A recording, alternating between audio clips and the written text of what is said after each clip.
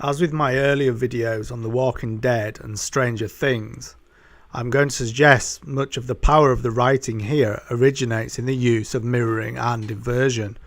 The purpose of using narrative mirrors is not to remove nuance by highlighting poles of experience, but rather by exploring much of the complex experience in between those poles.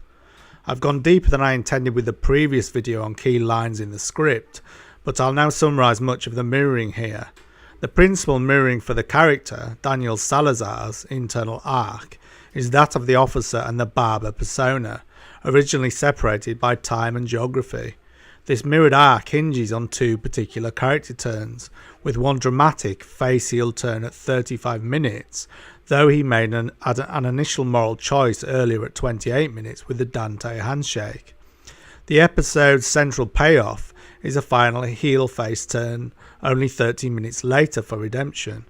The arc is also structured around two interrelated functional 3 beats, those of the offered hands and the request for forgiveness.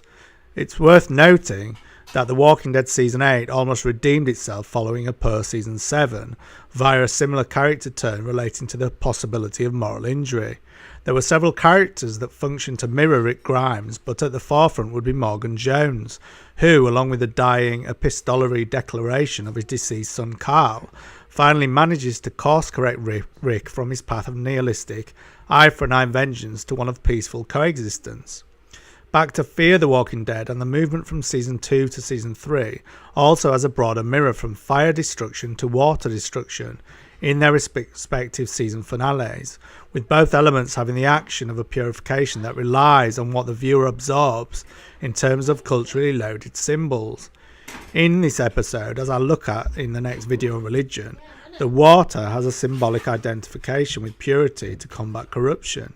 The kneeling lightning strike by water, close to the midpoint of the episode, is in the form of a divine intervention and resurrection, mirroring the final Lola repentance and absolution scene, and involves a washing away that can be read on several levels.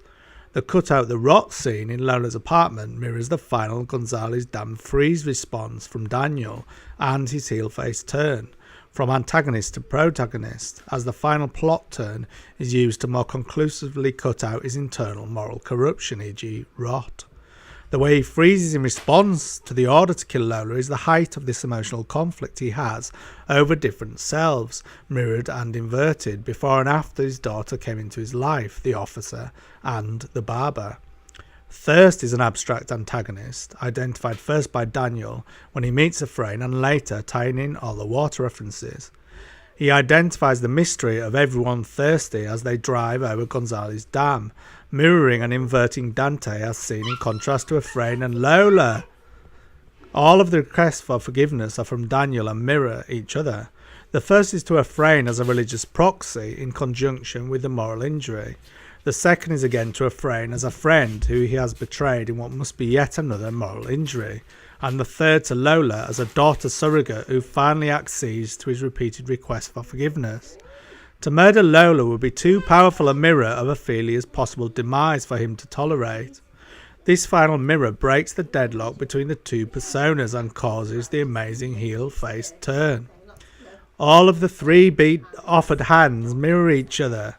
Daniel is low for all, first physically with Efrain, second socially in the new Gonzalez Dam hierarchy, third physically, morally and spiritually in the finale. Looking at the elements of water mirror symbolism, some of these are in part set up in episode 3, with power over water established as an issue and a later payoff with Strand and the dam set up here in the season finale. Looking at the symbolism of water in episode 4, we have 1. He's come from a fire, what I call his predominant ghost, a ghost that needs exorcising. His fundamental hamartia also, or wound, is the El Salvadorian moral injury, but compounded by the new hell of his daughter's possible death in fire. A moral injury prevents us from thinking we can be good at all. He tries to escape this. His long zombie-like walk is from fire to water, from moral condemnation to the possible water-based purity of absolution.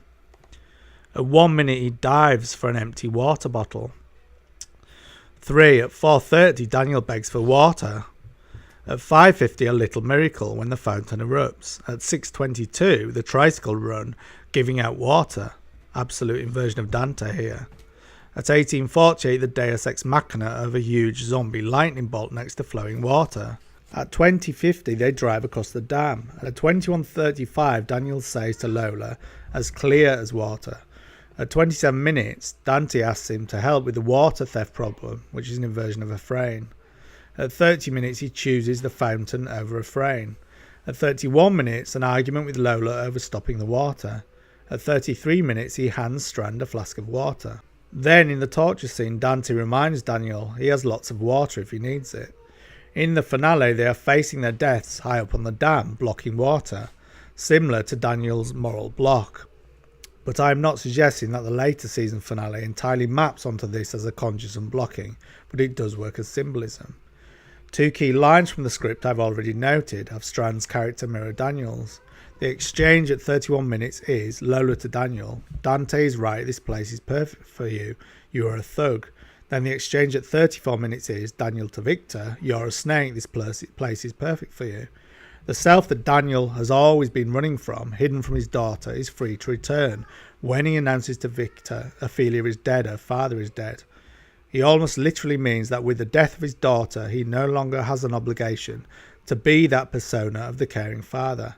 The good news and bad news line at 4 minutes 40 and 17 minutes is a double bind and is mirrored in the intimate confession scene at 17 minutes, when I believe the bad news is he alone judges himself via an experience of moral injury.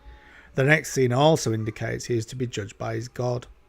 Without repeating the good news, bad news as a 3-beat at 36 minutes, Daniel does essentially deliver a double blind instruction to Ephraim, with both of Ephraim's potential options resulting in his death.